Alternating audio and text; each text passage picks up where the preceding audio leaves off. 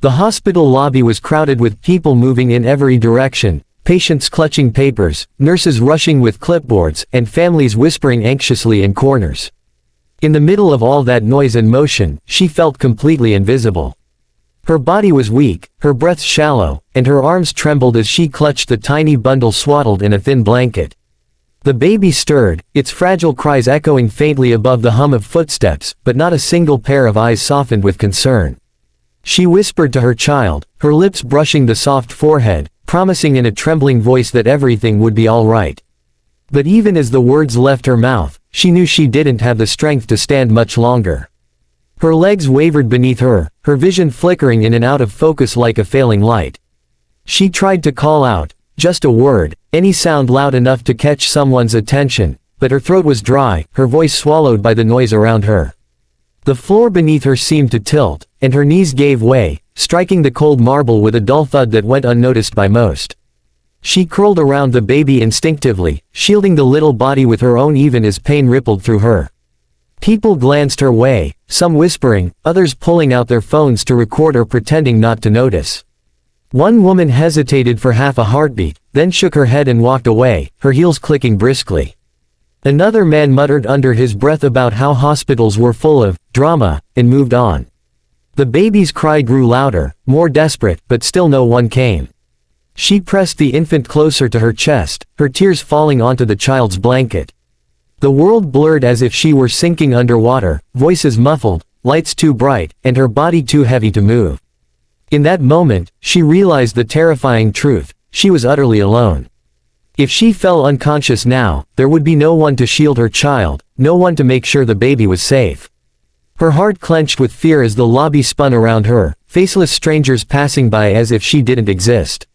With her last ounce of strength, she whispered a prayer through cracked lips, not for herself, but for her newborn, whose tiny life had just begun. The sharp echo of footsteps cut through the indifference of the crowd, a sound both commanding and precise. He moved with a presence that drew attention even before anyone had fully registered who he was. A tall man, broad-shouldered, dressed in a perfectly tailored black suit that looked out of place in the chaos of the hospital lobby, slowed his stride as his eyes fell on the collapsed young woman and the tiny baby clutched desperately to her chest. For a fraction of a second, his expression hardened, disbelief, anger even, that so many stood idle while she lay trembling on the floor. Without hesitation, he crossed the distance, the polished tips of his shoes gliding over the marble, and he crouched beside her. Her breathing was shallow, her skin pale, and her arms tightened protectively around the child as if she expected him to be another stranger who would walk past. But then she felt his hand, warm, steady, reassuring, rest gently on her shoulder. "You're safe now," he said, his voice low and steady, carrying the kind of authority that made people pause and look back. Around them, the lobby went strangely quiet. The murmurs that had once dismissed her turned into whispers of curiosity. Still, he paid them no mind. His focus was only on the mother and child. With a strength that came as naturally as breathing, he slipped his arms beneath her fragile body and the baby's bundle, lifting them both with startling ease. The crowd seemed to shrink back, some watching with guilt, others with awe, as this stranger did what none of them had the courage or compassion to do. The woman's head lolled weakly against his chest, her voice a faint whisper of protest that never quite formed words. He bent his head closer, murmuring softly, "I've got you. Don't fight it. Just hold your baby. I'll take care of the rest." His tone carried a promise, one that needed no explanation.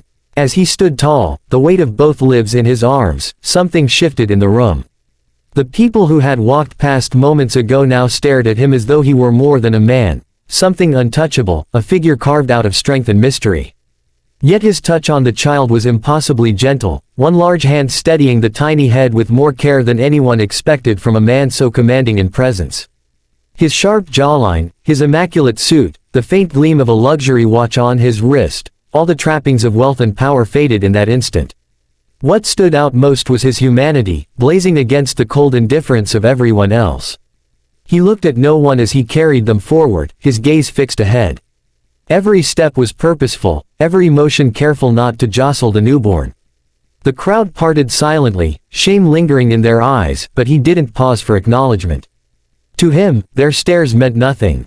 What mattered was the fragile life pressed against his chest and the exhausted mother who clung to it with all she had left. In that moment, he wasn't a millionaire, wasn't a figure of influence or wealth, he was simply the one who chose to care when no one else did. The automatic glass doors of the hospital slid open with a hiss as he strode out, the weight of the mother and child secure in his arms. Outside, the cool night air wrapped around them, sharp and clean compared to the stifling tension of the lobby. A sleek black car waited at the curb, its glossy surface gleaming under the streetlights. The chauffeur in a crisp uniform rushed forward, eyes widening at the sight of his employer carrying a pale young woman and her newborn. He moved to open the door, but the man shook his head with a brief, commanding gesture, never breaking stride. "I'll handle it," he said firmly, his voice brooking no argument. He adjusted the woman in his arms as though she weighed nothing, though he cradled her with the same delicacy one might handle the most fragile piece of glass. The baby whimpered, tiny fists pressing against his suit jacket, leaving faint wrinkles on fabric that cost more than most people made in a month. Yet he didn't care. He lowered his head slightly, whispering to the infant in a tone so soft it was almost unrecognizable coming from him.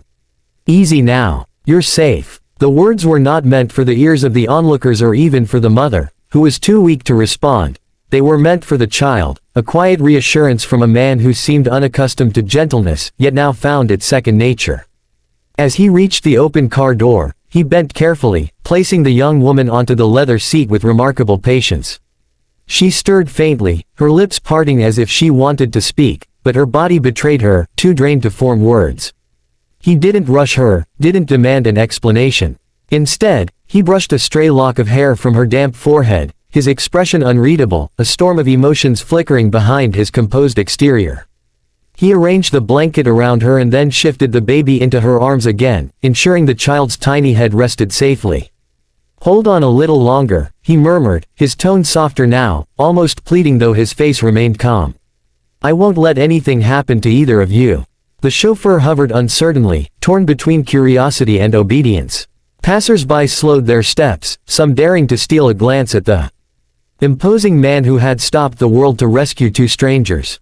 He ignored them all, sliding into the car beside her, one arm still supporting her back as the door shut with a muted click.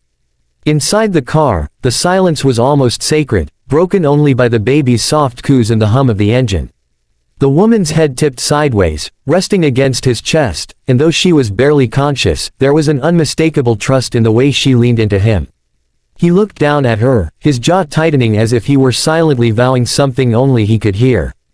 The city lights blurred past the tinted windows as the car pulled away, but inside, the world felt narrowed to a single moment. A fragile woman, her newborn child, and the man who had chosen to carry them when no one else dared.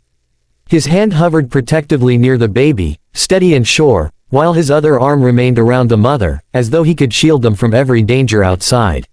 For the first time in years, perhaps, he felt a strange weight pressing on his chest. Responsibility, yes, but also something deeper, something he didn't yet have a name for. When she opened her eyes, the harsh fluorescent lights of the hospital were gone.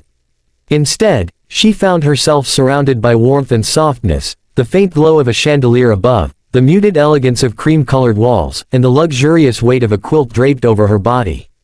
The sheets beneath her were impossibly smooth, smelling faintly of lavender and crisp linen. For a disoriented moment, she thought she might be dreaming. Her first instinct was panic, and her eyes darted to the side, only to soften at once. Her newborn slept soundly in a cradle positioned beside the bed, wrapped in a blanket so fine it felt like silk. The baby's breathing was steady, peaceful, unbothered by the world's cruelties. Relief washed over her in a flood of tears, but confusion quickly followed. Where was she? And why did it feel so safe? Her weak attempt to sit up sent a shiver of pain through her, but before she could push herself further, a deep voice broke the silence. "Don't strain yourself." Startled, she turned her head toward the corner of the room. He was there, the same man who had carried her out of the hospital lobby. Seated in a dark leather chair, his tall frame reclined with deliberate ease, he looked as though he had been watching her for hours. His suit jacket was gone, his sleeves rolled up, but even in this relaxed state, he radiated an air of command.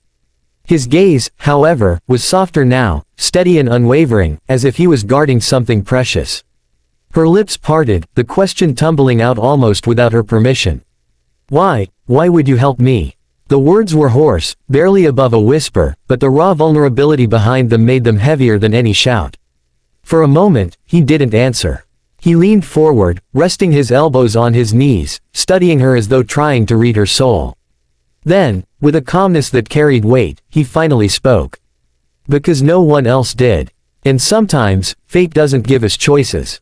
It puts people in front of us for a reason. Tears stung her eyes again, though this time they weren't born of despair. She looked down at her baby, tiny chest rising and falling with each fragile breath, and then back at the man whose presence filled the room like a shield. I don't even know your name, she admitted, her voice trembling. His lips curved, not into a smile exactly, but something close, a fleeting shadow of one. You don't need to yet, he said. Names can come later. For now, just rest. You and your child are safe. The weight of his words settled into her bones, calming her in a way she hadn't felt in years. She sank back into the pillows, exhaustion tugging at her once more, though this time she didn't fight it. For the first time since giving birth, she allowed herself to close her eyes without fear, knowing someone was watching over her. He leaned back in his chair, his gaze never leaving her and the newborn. The room was silent except for the rhythm of breathing, the fragile breaths of the mother and child, and the steady, deliberate breaths of the man who had lifted them from the cold floor into a world where, perhaps, hope could begin again.